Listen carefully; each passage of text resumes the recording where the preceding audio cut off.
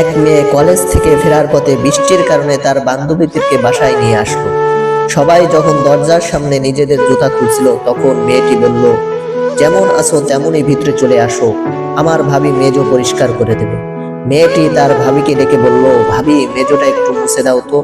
ভাবি কিছু না বলেই চুপচাপ মেজো মুছে দিল। কিছুক্ষণ পর ননদ বলল, ভাবি আমাদের জন্য চা তৈরি করে নিয়ে আসো।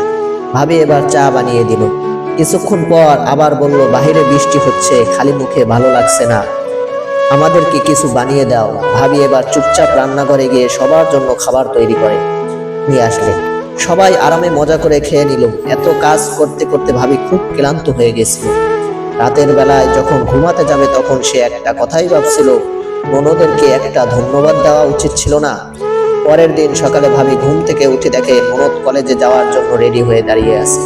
ভাবি জিজ্ঞেস করলো, কয়টা বাজে? ননদ বলল, 9টা বাজে গেছে। টেনশনের কিছু নেই ভাবি, আমি আপনার জন্য খাবার তৈরি রেখেছি, আপনি ক্লান্ত থাকার কারণে আমি আপনাকে ডাকবে। ভাবি এবার খাবার টেবিলে গিয়ে দেখলো এক পাশে নাস্তা আর এক পাশে একটা চিঠি। সেই চিঠিতে লেখা ছিল, থ্যাংক ইউ ভাবি, আপনি অনেক ভালো।